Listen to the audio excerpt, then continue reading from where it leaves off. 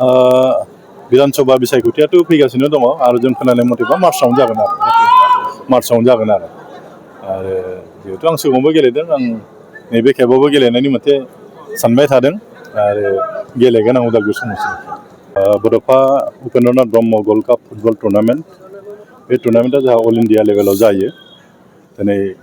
31 बोसोरारि दिनै जों खुंबाय आरो बाहाय देग्लायनि बे टुर्नामेन्टआवहाय मोट 12टा टीमा बेहाय गेलेदोंमोन जिहेतु अल इन्डिया गुबुन गुबुन हादोरनिबो दङ दिल्लीनिफ्राय फैदों मेघालयनिफ्राय फैदों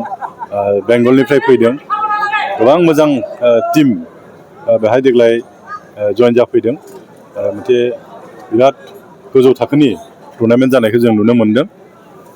आरो गोबां जोंनि सेंग्राफोर बे टुर्नामेन्टखौ गेलेनो थाखाय खोब सुजुग लायो आरो जोंनि ओनसोलावबो बे टुर्नामेन्ट जाबाय थानायखाय गोबां फुटबल गेलेग्रा सेंग्रा सिख्लाफोर आगबायना फैदों गेलेनो खाबुखौ मोन्दों आं आसा खालामदोंमोन इयुननि समाव आरो बांसिन सुबिदाखौ लानो हागोन मानो होनब्ला देग्लाय जों बेयाव मोनसे मोजां स्टेडियामबो मोनबाय इन्टारनेसनेल स्टेन्डार्डनि मोनसे स्टेडियाम आरो बाहायनो देग्लाय जों प्रथम बे खेलाखौ होदों आरो जोंनि थाखाय सबसे गोजोनथावना बाथ्राया मा दिनै बिथां बिटिसिनि चिफ हाग्रामा महिलारि बिथाङा फैनानै गावनि आखाइजोंनो रौता लालफुलावहाय मोनसे स्पर्ट्स एकाडेमि जोङो दिनै खाम्फा गायसनबाय आरो खोब सम्भब बे स्पर्ट्स एकाडेमिया हयथ' बोसोरसेनि एसे बारा लानो हागौ बे स्पर्ट्स एकाडेमिया जानाय लोगो लोगो दिनै बिसेसकरि गेलेनाय बिथिङाव आरो बांसिन सुबिदाखौ जोंनि सेंग्रा सिख्लाफ्रा मोनगोन आरो माने जि सुबिदाखौ जों समाव लानो हायाखैमोन आरो जों आसा खालामदों बे स्पर्ट्स एकाडेमिया जानाय लोगो लोगो जोंनि ओनसोलाव बांसिन गेलेग्रा सेंग्रा सिख्लाफोर ओंखारबोगोन आरो गेलेनानै बा ट्रेनिं लानाय समाव माबाफोर इन्जुरिफोर जायोब्ला बिनि गासै ट्रिटमेन्टनि बेबस्थाबो बाहाय थागोन फिजिअथेरापिस्टबो थागोन गासै सुबिदाफ्रा थागोन आरो माने बाहाय थानानै ट्रेनिं लानायनिबो बेबस्था दं सिख्लाफोरनिबो थागोन हौवासा गथ'फोरनि थाखाय थागोन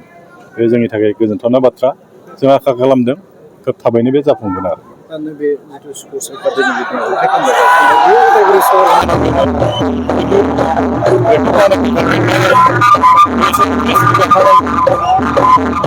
बिगा होनांगौ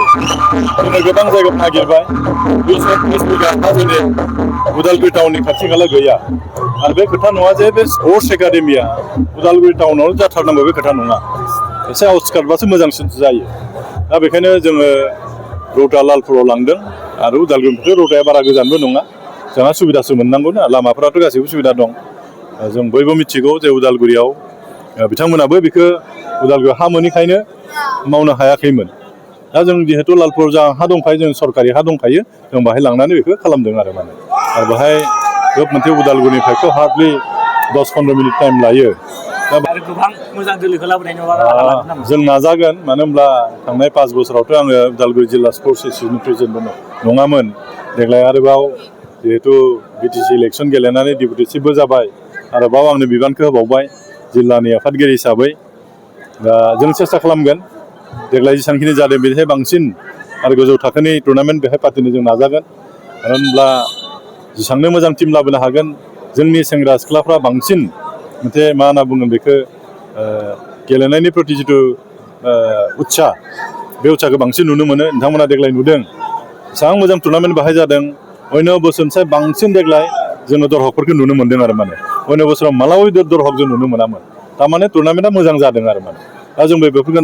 नुनानै जोंबो मोजां मोन्दों दा जों सेस्था खालामगोन फैबाय थानाय समाव बिनि साबसिन आरो टुर्नामेन्ट फाथिनो थाखाय जों सेस्था खालामगोन आरो माने